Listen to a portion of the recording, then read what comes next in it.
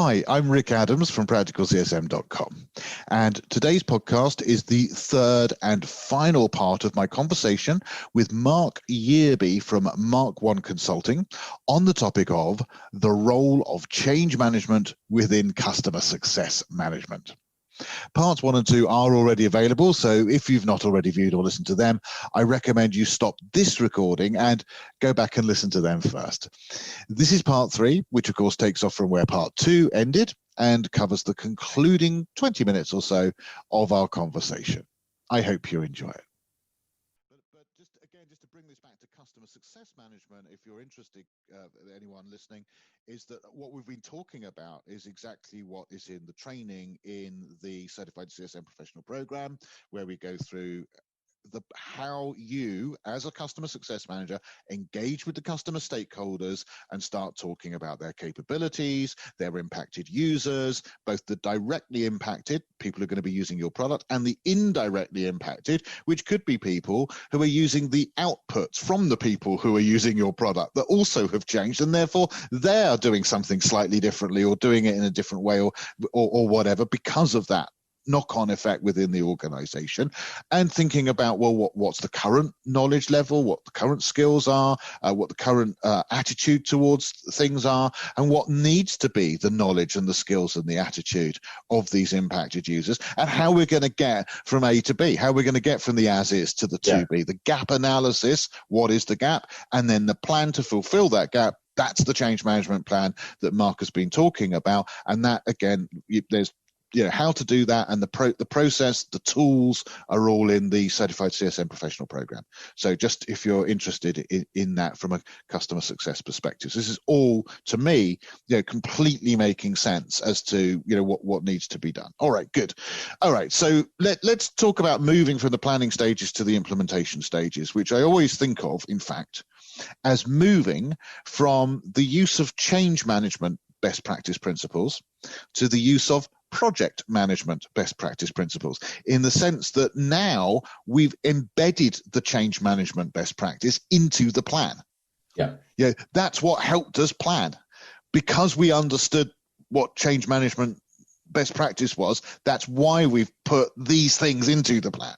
Now we've got to actually make the plan work. So making a plan work, that's project management. Implementing a plan to ensure that the activities in the plan occur on time, in the right order, to the right quality, that we're measuring, that we're evaluating and ensuring that outcomes are being attained, and that if not, we're doing something about it. That is project management. So what's your take on the implementation of change, Mark? Execution is everything, and I don't necessarily mean the execution of people, but no, execution absolutely is everything. So how do we do that? You need to create a what I call momentum. Okay, so you can have the best plan in the world, but if it kind of dies on its backside within the first couple of days, guess what? It's probably not the plan's fault. It's the way you've tried to execute it. So we talk about easy wins and early wins. I can't underestimate or understate how crucial they actually are. People will change because they've been given a reason to change, and they need to feel excited about it, and they need to, particularly when the change is a challenging one, they need to get some form of positive feedback that actually this is a good thing and we're doing things for the right reasons. So looking for the early wins is the best way of doing it. Celebrate them, make a big deal about them. Look what we've achieved. We thought this was going to be difficult. Guess what? We've got all this done. Relatively few wins. We've got these easy wins done quickly within the first couple of weeks. Brilliant. That's what happens when we work together as a team and when we're all focused and all. This is very much like a leadership aspect, isn't it? Sorry to interrupt. So so like you think about a real visionary leader, like a Richard Branson type person, right? Why is Richard Branson successful? Is it because of what he does, or is it because he inspires others to do? Absolutely. Latter, right? He can't do it all on his own. No. You can't run a multinational corporation on your own. You can only run it with the goodwill of everybody else who is there, who gets behind you because of your good leadership. Absolutely. So that's why when I mentioned a few moments ago about the importance of empowerment, the team need to be empowered to make the changes and make the right decisions. Excuse me. So there will be stumbling blocks along the way. What we don't do is jump on them from a great height. We just challenge them as to what they've learned and how they would do it differently next time. But it's important about creating that momentum, celebrating the wins, and turning it into a positive. That So will help. people are not going to be willing, because I mean, like change, like you said, people like just but in their nature, just human nature. In fact, all animals don't like change. No, they Okay, don't. we're small c conservative in that sense. Yeah. All right, and the reason is because from a survival perspective, is you can control what you know, you can't control what you don't know. Absolutely. Okay, yeah. so it comes back to something as very simple as that. Is if I've walked through the forest many times, then I know how to deal with the animals in the forest. If I've never been in the forest before, it's not a very pleasant experience. Absolutely. I don't know. So it's that. So we've got to understand that is the experience. Yeah. I mean, it's not going through a forest. It's not maybe as physical as that, but emotionally, it's exactly the same. When we're asking somebody in our organization, an employee, you used to use this tool and you followed that process to do that output. Don't want you to do that anymore. Now I'm going to ask you to use this different tool, follow this different process, and create this different output. And they're immediately going to be thinking, well, can I do that? Am I going to be supported through this? Am I going to be good enough to do it? Am I going to? People are immediately going to fear that. So your point about sort of the nurturing and the empathy side, I think, is really important. Is that we've got to create an environment of trust where this is where you'll find that organizations that have handled change badly in the past really struggle with their employees getting behind them in next time around, because they are fearful, because they know what happened last time.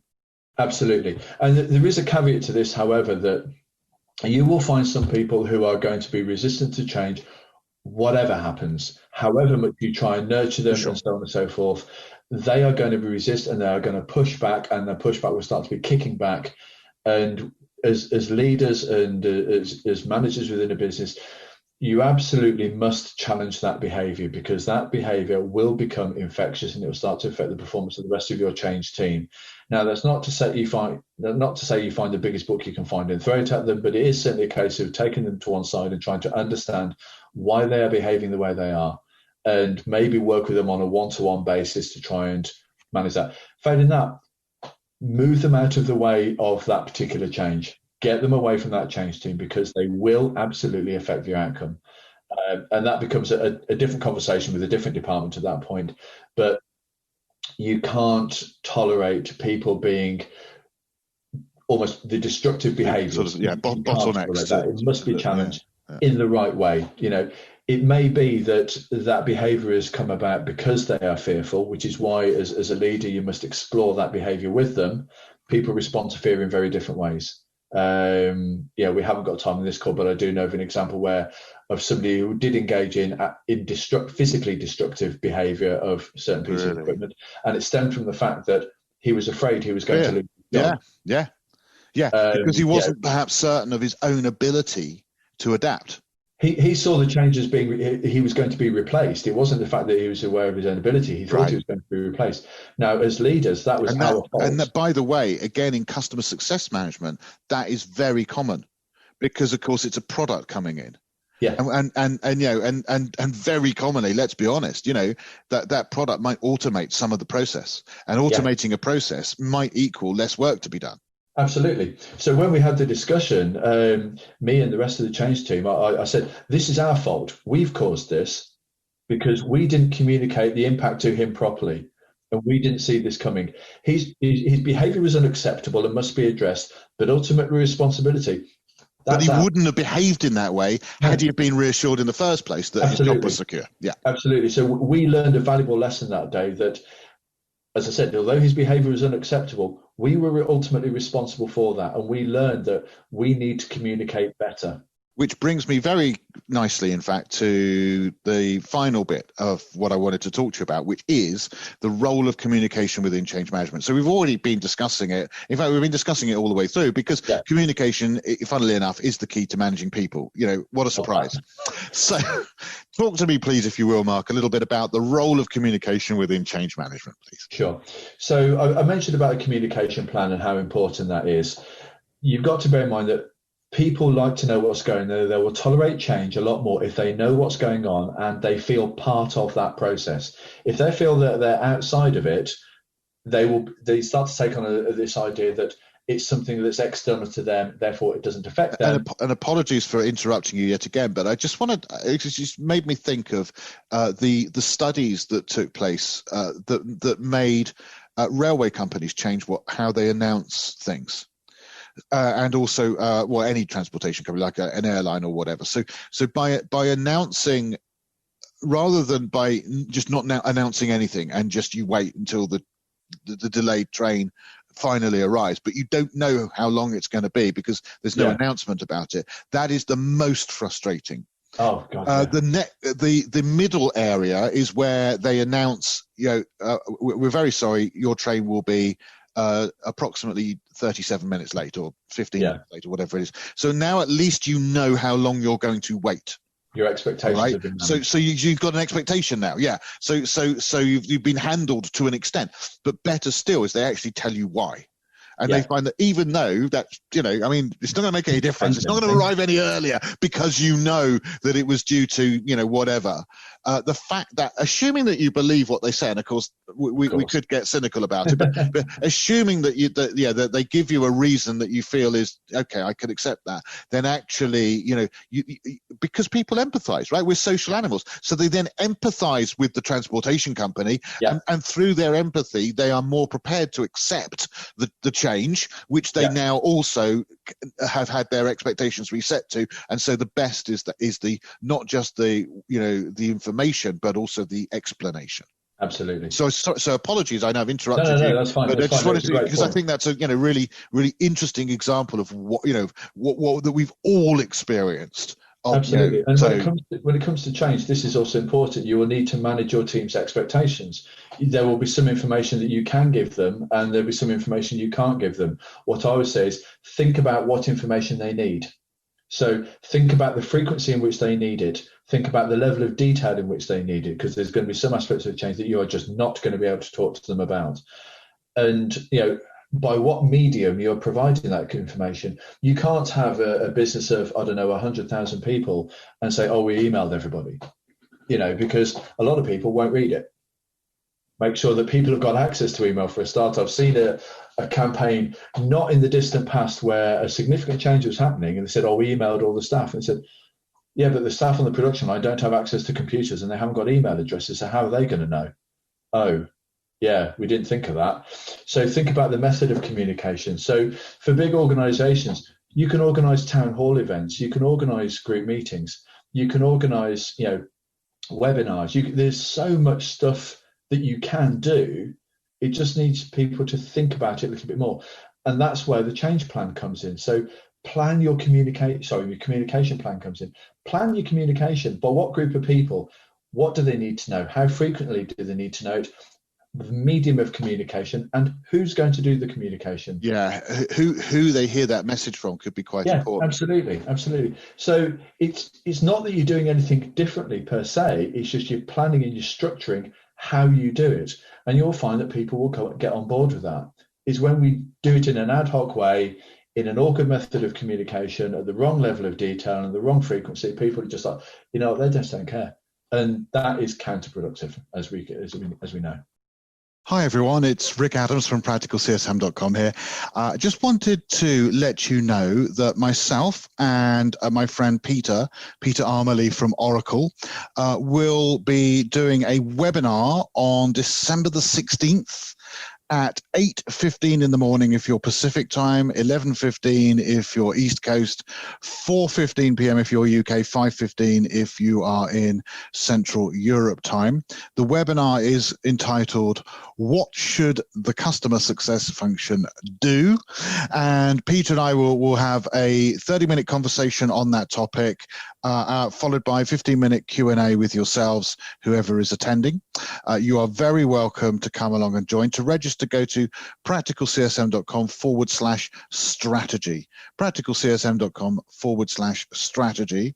And we'll be covering things like the purpose of customer success management, the origins of it, where it came from, the core aspects of the customer success role, generically, but also then how to determine the specific requirements for your customer success team and put that into action. So what should the customer success function do with myself and Peter Armley, December the 16th, in the morning for US, in the afternoon for UK and Europe. Practicalcsm.com/strategy to register. Thank you very much indeed. Absolutely. And so again, guys, if you're interested, the CCSMP program covers the role of communication in change management, looks at how we can build a communication plan, looks at the role perhaps of senior authority figures within the customer organization who is going to represent authority in the minds of those who are going to undergo change, who they will perhaps accept that type of more challenging message from than they would from an external person or from just somebody who's managing the project, and sometimes we need that sort of help. So it talks about all of that sort of thing. So brilliant, thank you. So thanks very much, Mark. From a CSM's perspective, we've been looking at change, I think, today in this conversation from a slightly different viewpoint, that which a change manager, that of the change manager working for the purchaser might take, rather than the viewpoint of the CSM employed by the vendor, by the provider of the product. And of course, whilst these two viewpoints are similar, I would say that it's not the same. And given that I think most CSMs would agree that empathy is a very important skill or attribute of all good customer success managers, it seems to me that gaining an understanding of what the process of managing change in order to bring about successful business outcomes looks like from an internal change manager's perspective, whether they're employed or hired, is actually a very useful one. Yeah. So, thank you very much for sharing your thoughts with us. My pleasure. Thank you. Before we go, Mark, did you have any final thoughts on the topic of change management that we haven't covered, or that you want to reinforce, or say again that you would like to leave our viewers with? As I've said, thank you. The key thing is, it's particularly in the challenging times that we've got at the moment, it's very, very easy to look internally at what procedurally needs to change, and infrastructure and all that sort of stuff. Change fundamentally is about people. And I can't stress that enough. It's about your people and how you manage your people. By a good change management plan and a good communication plan, you can turn your people into your biggest advocates for future change and for future growth of your business, which will absolutely have an effect on your customers, a positive effect on your customers. It starts and ends with your people. The processes around that are almost incidental. It starts and ends with your people. Manage them well through the change, help them, nurture them, coach them, support them in a structured way, in the right way, and talk to them, communicate with them. You will get a positive outcome of your change management initiative. That's my message.